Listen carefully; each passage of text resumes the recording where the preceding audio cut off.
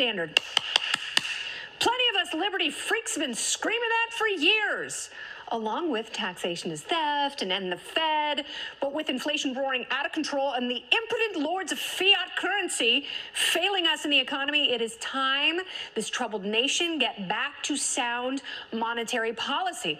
Congressman Alex Mooney has introduced a bill to adopt a new gold standard for these new times, and it's about time because our dollar has lost 30% of its value since the year 2000 and 97% since the Federal Reserve Act was passed in 1913. That year was a real crap festival.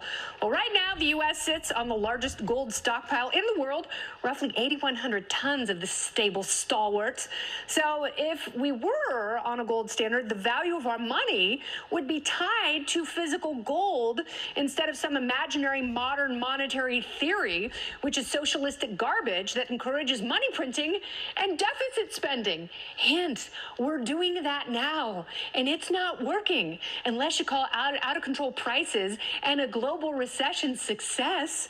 Fiat currency and the lying stewards like Jerome Powell, who hates the idea of a gold standard, so does Paul Krugman. If they hate it, we should like it.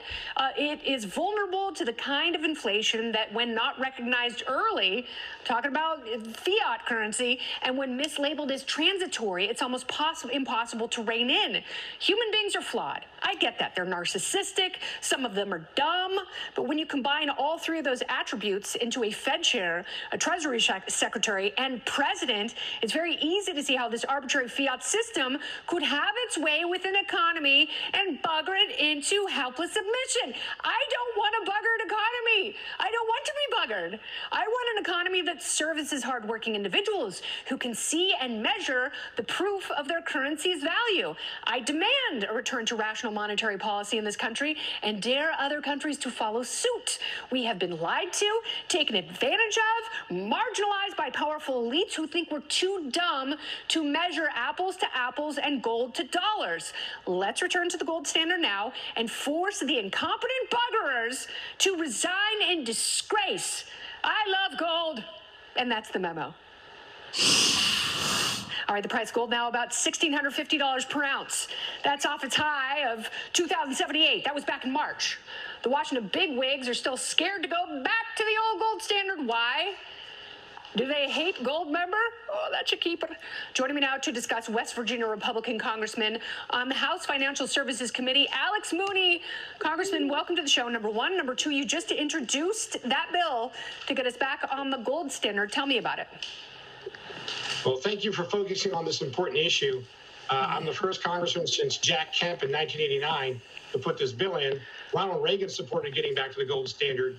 I actually saw a show on Fox News recently where Art Laffer was talking about how it's been 40 years now since we got off the gold standard, and everything that was predicted when Richard Nixon temporarily took us off the gold standard, all the predictions have proven the opposite. Inflation's out of control, spending's out of control, our dollar's worth less to the average American, and it was terrible policy to get off it to begin with.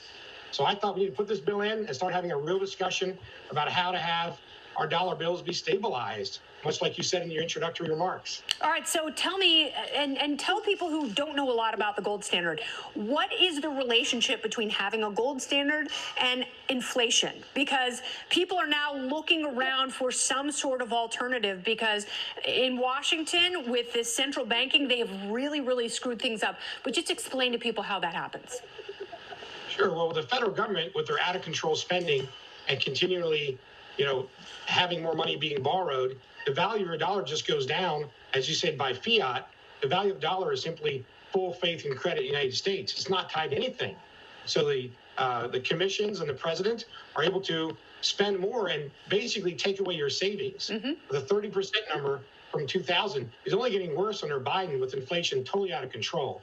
But people have done the right thing and saved all their lives, see their savings eroded through inflation, and that's primarily because the dollar's not tied to anything, and the federal government can simply print more, borrow more, and devalue your dollar. If we were tied to the gold standard, they couldn't do that. It'd be better for Americans who've saved. It's unfair, frankly, to Americans who've saved to have this done to them.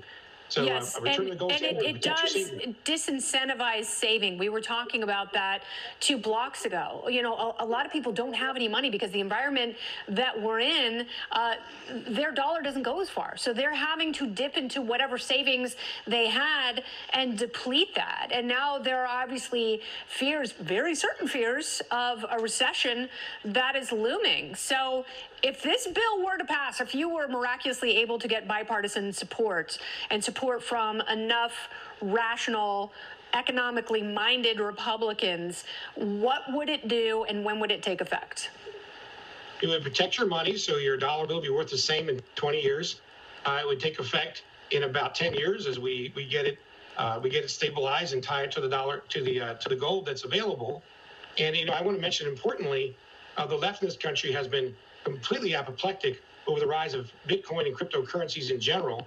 But the dollar bill is not tied to anything either. So it's really no different. It's hypocritical of people to criticize cryptocurrencies when the dollar bill's simply faith and credit of the United States, which is 31 trillion in debt and growing. Yes. And so, I think if the left was serious about stability in this country and the criticisms they have of cryptocurrency, they would go to the gold standard.